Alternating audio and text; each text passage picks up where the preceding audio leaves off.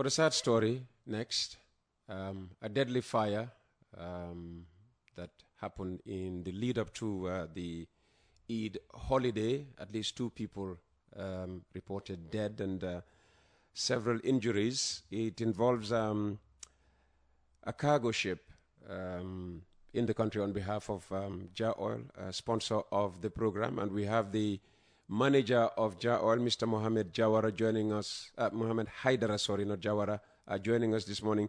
Thanks for coming on the program, Mohammed. Thank you, Peter, and it's always a pleasure talking to your media. What can you tell us about this tragic accident? Thank you, Peter. This tragic incident occurred at the Gambia the Navy headquarters in Banjul. It was a very devastating incident, and we are still very, very devastated by it. And we couldn't still wrap around our head as to what actually triggered the fire, because it is a place we've been supplying fuel to, all sort of petroleum products, diesel and petrol, for a very long time. And then it has been always going successfully. And as you know, our company is not new in this business. We've always been, supplying bulk across the country. This time around, actually, what makes it more different is the actual truck that delivered that particular product.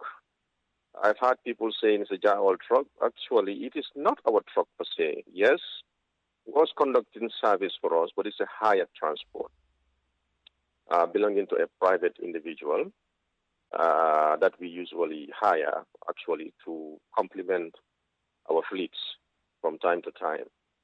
So that was the fleet, that was the truck that was loaded with this petrol to go and deliver to the Navy.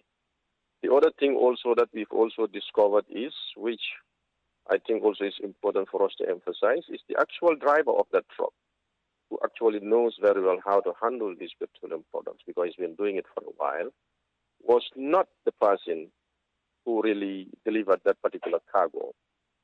Instead, it was delivered by what we locally call here Siruman. Oh. It means it's the assistant to the driver, who we didn't even know, actually. We only come to discover that, and unfortunately, he was the driver. He was the one who was deceased, who also succumbed to his injuries and then to his burns, and then died shortly at the RVTH. So this is actually what happened. I've been hearing also a lot of speculation about what triggered the fire. But what I want the public to understand is, when it comes to actually diagnosing the cause of fire, especially with petroleum products, you have to look at it broadly, because I had people saying the generator. I have people saying a pumping machine. I don't know which is which. But these are very normal, actually, in discharging product, especially if where you're going to be discharging this product is above ground. Sometimes you have tankers that are not buried. They are above ground and they are a little elevated. So if you want to deliver product into those kind of tankers, you have to have some sort of a pumping system to be able to suck the fuel and then deliver it, because of, it cannot play with gravity because it's a little elevated. So this has been happening. Everybody uses this system. I would have agreed if they said, well, it is a generator, because generator generates electricity and it goes with sparks here and there, but it is not a generator. But what we suspected based on our experience, when you are discharging petroleum, it discharges a lot of vapor in the air. Mm. And this vapor is highly flammable. And any small spark, no matter how tiny it is, even from a mobile telephone, would trigger fire. Even from you trying to start your car or putting your car on, not even starting it, but just to put the dashboard on, would trigger it, depending on how the electrical, circuits will react to it. Sometimes they emit little sparks. I can tell you, Peter, even we know that actually sometimes when you are delivering petrol, not diesel, if you are going to even be using metal container, the mere fact that metal, there is a metal from the nozzle come into contact with another metal that sometimes could generate some positive, negative factor, and then could spark something that we cannot even see with the naked eyes, and it will burn. So all this we know. This is why petroleum is a very delicate thing, and only professionals should know these kind of things. And most of our drivers are very experienced in this. But this particular incident, unfortunately, and very sadly, it was a Syro man who we don't know, and I'm hearing from rumors that he was only with the gentleman who gave him his truck a few days.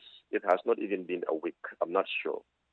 And this thing happened. But what we suspect is, based on this high vapor content in the air, and everybody can breathe around, even you have any little spark through any form of a short circuit, or any form of a spark, being a cigarette lighter, being trying to warm water 20 or 50 meters away from it, could just, at the moment it comes in contact with that vapor, it will go back to the source.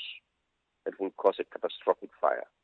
So, and we are not saying this is exactly what happened. The investigations are still on, but these are all possibilities that could go very, very wrong during that time. It's only God who knows, and investigations are still going on to actually try to see exactly what triggered that fire. So it's very sad, and our condolences to the family, and our heartfelt condolences to the families of the victims, and also those injured there. You know, we've been there from day one. We were there at the scene. We went to the hospital. We assured, them and the Army General Command that actually we'll be there every step of the way through this painful process. And then anything they need from our side in complement their efforts, or even to help them, Oil Company is ready to meet them there and make sure that we go through this painful process. This is why immediately the other one that sustained 50% bond, when the doctor looked at it, said, well, the chance of surviving is very high here. But, if we want also, we can evacuate him. Immediately we went for the second option. We told him that, look, if you can have a hospital, we can evacuate him too. We will do that, and we'll foot the bill, and we did that. We hired an ambulance, and then he's now currently in Dakar, Senegal, taking treatment. So in a nutshell, Peter, this is what happened. We are definitely very much traumatized by this, but I want people to understand that this is not new. We are not new into this, but two things have to be clear. The truck is a hired truck, and it's not per se in the Oil fleet. It's not part of our fleet. The driver also, the usual driver that usually drive this truck to go and take supply, was not at the scene at the time. Instead, he gave it to what we call here these Syro men or assistant drivers. So, and petroleum product is a very, very special product, and you need special experience to be able to transport them. You have to know the do's and the don'ts. So in a nutshell, this is what happened, Peter. All right. Mohammed, thank you very much for your time this morning. And it is, Thank as you very say, much, very sad and very traumatic. That's very well. Mohammed Haidara, the manager of Oil Group of Companies.